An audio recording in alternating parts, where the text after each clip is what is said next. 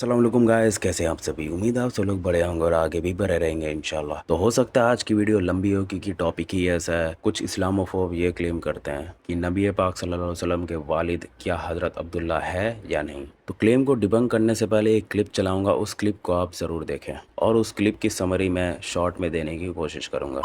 अच्छा सर जी, सिचुएशन कुछ यूं है। मोहम्मद साहब के जो ग्रैंडफादर हैं वो अब्दुल मुतलिब, उनका बेटा है हमजा। फादर है हम्म। मोहम्मद साहब के अब्दुल्ला। हमजा जो है is 4 years older than Mohammad. ये 2 साल ओके। या 4 साल, सॉरी मैं जरा क्लियर कर। हमजा इज आइदर 2 और 4 या between 2 and 4 years older than Mohammad. Pregnancy जो है वो 9 months की होती है। अब मोहम्मद साहब अगर ये 2 साल बड़े हैं, if Hamza is 2 years older than Mohammad, तो क्या मसला है? तो मोहम्मद साहब की पैदाइश जो है वो 2 साल and 9 month बाद होनी बाद चाहिए। होनी चाहिए। Marriage of Abdul Muttalib and Abdullah happened on the same day। एक ही दिन में शादी हुई है। In a couple of weeks of marriage, Abdul मुतलिब जो है वो तिजारत पे चले गए। अच्छा, बिजनेस ट्रिप के ऑन हिज वे बैक, बीवी घर पे है, बीवी को छोड़ के तिजारत पे चले गए। ऑन हिज वे बैक, वापसी पर ही डाइड। ठीक है। जो मेजोरिटी है वो ये मानता है कि अब्दुल्ला जी तिजारत पे जाने से पहले बीबी आमिना को हमला कर गए थे। अगर बीबी हमजा को वो हमला कर गए हैं और हमजा 2 साल बड़ा है, तो बीबी आमिना प्रेगनेंसी में कम से कम 2 से 3 साल रही हैं। अगर पहले ही दिन हमला कर दिया तो फिर लेट्स से कि अब्दुल मुतलिब ने यानी दादे ने भी पहले ही दिन हमला कर दिया हमजा के लिए, तो हमजा 9 महीने बाद आ गया। मैं कह रहा हूँ अगर दोनों एक साथ हामिला हुए अगर और दोनों एक अब्दुल साथ हमला मुतल्लिब की हुए, बीवी, तो दोनों की सेम एज होनी चाहिए। Then they should be same age. या अगर हमजा 2 साल बड़े हैं मोहम्मद से, तो इसका मतलब है हम्म। हमजा 9 महीने बाद पैदा हो गए, लेकिन मोहम्मद 9 महीने बाद पैदा नहीं हो सकते। मोहम्मद को नहीं, वो अभी 2 साल 9 महीने के बाद। उनको यस, उनको 2 साल 9 महीने लगने चाहिए पैदा होने के लिए, ताकि हमजा से 2 साल बड़े हो सके।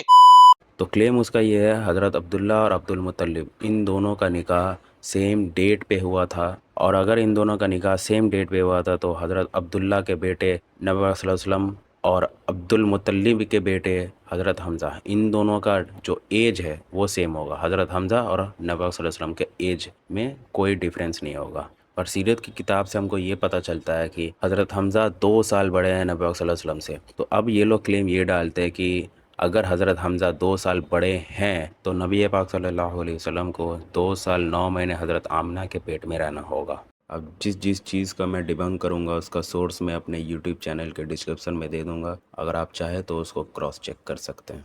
तो इन लोगों का पहला क्लेम ये है, हज़रत अब्दुल्ला और अब्दुल मुत्तलिब इन दोनों का निकाह सेम डेट पे हुआ था।